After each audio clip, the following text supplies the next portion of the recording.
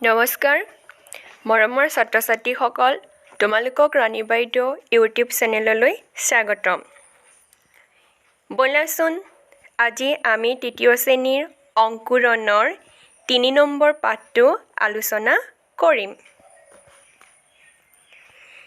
গছে গছে পাতি দিলে ফুলৰে হৰাই কি ৰাম ৰাম ফুলৰে হৰাই ফুলৰে হৰাই গছে গছে পাতি দিলে ফুলৰে হৰাই কি ৰাম ৰাম ফুলৰে হৰাই ফুলৰে হৰাই কলীয়া ভোমোৰা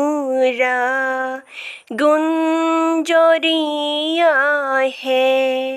গোন্ধকে ধি আই কি ৰাম ৰাম গোন্ধকে ধি আই গোন্ধকে ধি আই গছে গছে পাতি দিলে ফুলৰে হৰাই কি ৰাম ৰাম ফুলৰে হৰাই ফুলৰে হৰাই কোনে গোলাপী সখীক এনে হাঁহি দিলে ৰূপতে ৰঙে চৰাই কোনে গোলাপী সখীক এনে হাঁহি দিলে ৰূপতে ৰঙে চৰাই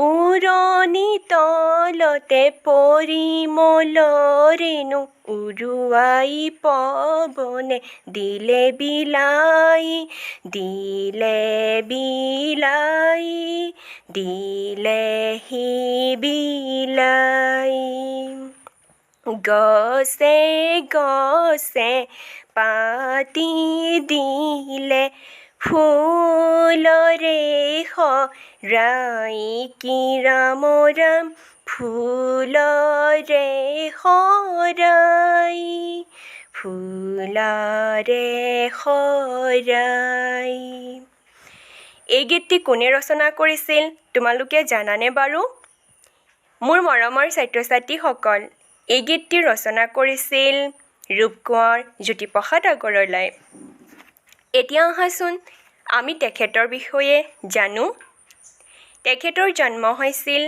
ইংৰাজী 1903 চনৰ 17 জুন তাৰিখে ডিব্ৰুগড়ৰ তামোলবাৰী চাহ বাগিচাৰ এক সম্ভ্ৰান্ত পৰিয়ালত তেখেতৰ পিতৃৰ নাম আছিল পৰমানন্দ আগৰৱালা আৰু মাতৃৰ নাম কিৰণময়ী দেৱী আগৰৱালাৰ পূৰ্বপুৰুষসকল ৰাজস্থানৰ পৰা আহি তেজপুৰত নিগাজীকৈ থাকিবলৈ লৈছিল তাৰপিছত আহা ৰূপকোঁৱৰ জ্যোতিপ্ৰসাদ আগৰৱালাই ডিব্ৰুগড়ত শিক্ষা আৰম্ভ কৰি উচ্চ শিক্ষা ল'বলৈ তেখেত কলৈ গৈছিলে লণ্ডনলৈও গৈছিলে আগৰৱালাই বোলছবিৰ বিষয়ে শিক্ষা ল'বলৈ বাৰ্লিনলৈও গৈছিল তাৰ পৰাই তেখেতে উভতি আহি জয়মতী বোলছবিখন নিৰ্মাণ কৰিছিল এতিয়া তোমালোকে মন দিয়া ছাত্ৰ ছাত্ৰীসকল তোমালোকক যদি সোধা হয়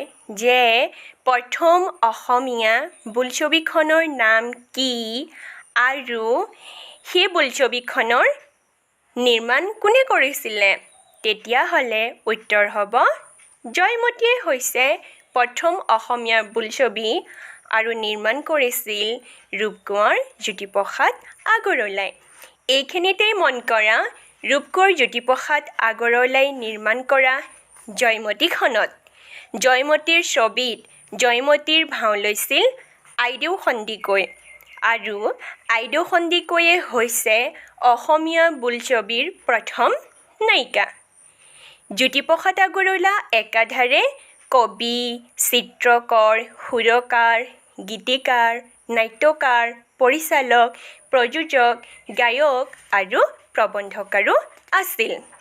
বুজি পাইছা তোমালোকে?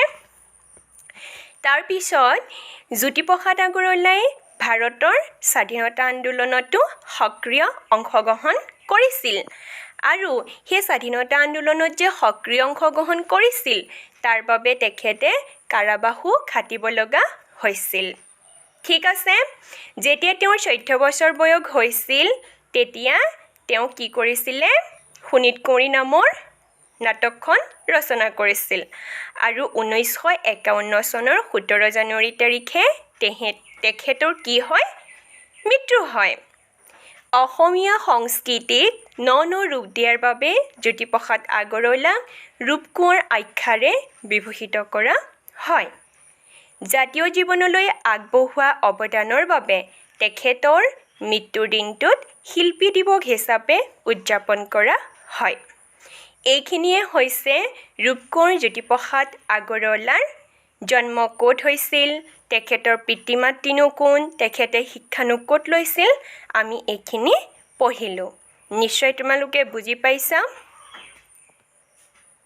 তাৰপিছত চাবা ইয়াত যে শব্দ, এফালে শব্দ দিয়া আছে, এফালে অৰ্থ দিয়া আছে। তাৰপিছত এতিয়া তোমালোকে কি কৰিবা? এই শব্দখিনিৰ লগত অৰ্থখিনি মিলাব লাগে। ইয়াত মিলাই দিছোঁ, নিজে কৰি ল'বা।